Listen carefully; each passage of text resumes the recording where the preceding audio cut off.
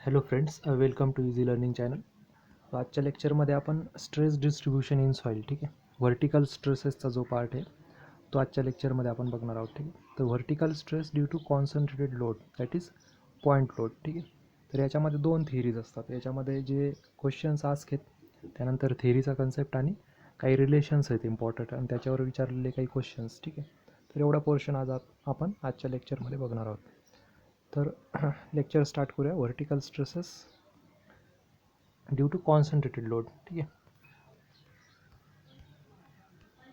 so basically there are two theories, Boussinesq theory and Westergaard theory. Okay, so Boussinesq theory will be preferred for your best, it is best for shallow foundation. ठीक आहे, and it is preferred for isotropic soil. Newmark's chart is best. ठीक आहे, Boussinesq theoryमध्ये आपण न्यूमार्क्स chart prefer करतो आणि Westergaard theory will be preferred for stratified soil. It is preferred for an isotropic soil and fence chart is best. ठीक आहे, तर याच्यामध्ये बऱ्याच मुलांना कन्फ्युजन होतं, त्यासाठी एक ट्रिक इथं सांगतो आहे की वेस्टरगार्ड. ठीक आहे, ईस्ट वेस्ट म्हणजे वेस्टर. ठीक आहे, वेस्ट ईस्ट वेस्ट आणि ईस्ट वेस्ट लाईन कशी आहे, स्ट्रेट आहे, त्याच्यामुळे ही स्ट्रॅटिफाईड सॉईलसाठी प्रेफर होणार. तर अशातून तुम्ही ते रिलेशन तयार करून लक्षात ठेवू शकता. ठीक आहे, त्यानंतर through a point in loaded soil the normal stress is maximum on major plane. ठीक आहे, हे काही विचारलेले क्वेश्चन्स आहेत ऑलरेडी. ठीक आहे, तर टाऊ प्लॅनिंगला हा क्वेश्चन विचारलेला आहे. त्यानंतर soil pressure distribution below rigid footing. ठीक आहे, on surface of cohesive clay soil is maximum at edges and minimum at centre. ठीक आहे, हा पण पोर्शन आपण ऑलरेडी मागच्या लेक्चर्समध्ये बघितलेला आहे बघा. ठीक आहे, तर सॉईल मेकॅनिकच्या प्लेलिस्टमध्ये जाऊन तुम्ही ते लेक्चर बघू शकता. ठीक आहे, तर हा क्वेश्चन MNC 2016मध्ये विचारलेला आहे. ठीक आहे, त्यानंतर नगर परिषद 2018मध्ये हा क्वेश्चन विचारलेला आहे. As per Westergaard, stresses produce due to temperature in concrete pavement, warping and frictional stress. ठीक आहे, वॉर्पिंग आणि फ्रिक्शनल स्ट्रेसेस जे जनरेट होतात टेम्परेचर व्हॅरिएशनमुळं कॉन्क्रीट पेवमेंटवर, तर ते स्ट्रेसेस टेम्परेचरमुळं क्रिएट होतात. ठीक आहे, तर अशा प्रकारे पण क्वेश्चन्स तुम्हाला विचारले जाऊ शकतात. त्यानंतर न्यूमार्क इन्फ्लुएन्स चार्ट, याच्यावर न्यूमेरिकल पण विचारला जाऊ शकतो. ठीक आहे, तर it computes the vertical stresses, horizontal stresses, shear stresses under UDL of irregular shape. ठीक आहे, बेस ऑन Boussinesq इक्वेशन. ठीक आहे, and this will be your Boussinesq equation 1/MnQn. ठीक आहे, हे सगळे पॅरामीटर्स तुम्ही इथं वाचू शकता. ठीक आहे, तर इन्फ्लुएन्स फॅक्टर. ठीक आहे, influence factor for immediate settlement of footing depends on size, shape, rigidity and location, all these parameters.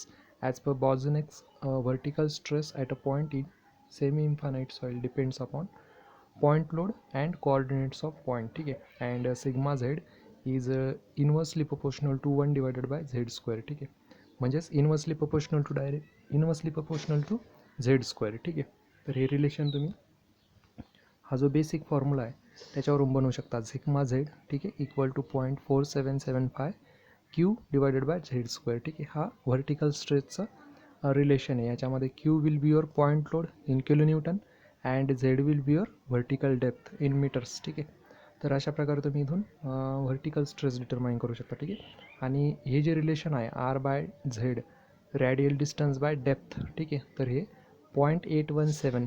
ठीक आहे, मॅक्झिमम व्हर्टिकल स्ट्रेससाठी एवढं असतं ते. ठीक आहे, तर आता काही क्वेश्चन्स बघू आपण याच्यावर विचारलेले. ठीक आहे, theory of stress distribution due to point load in homogeneous isotropic soil. ठीक आहे, isotropic soil medium is given by which one of the following scientist. ठीक आहे, आयसोट्रोपिकसाठी तुम्ही प्रेफर करू शकता Boussinesq थिअरी. ठीक आहे, आता आयसोट्रोपिक सॉईलसाठी Boussinesq थिअरी असते. ठीक आहे, तर वेस्टरगार्ड थिअरी आपण बघितलं की ईस्ट आणि वेस्ट. ठीक आहे, ईस्ट वेस्ट म्हणजे स्ट्रेट. ठीक आहे, आणि स्ट्रेट म्हणजे स्ट्रॅटिफाईड सॉईल.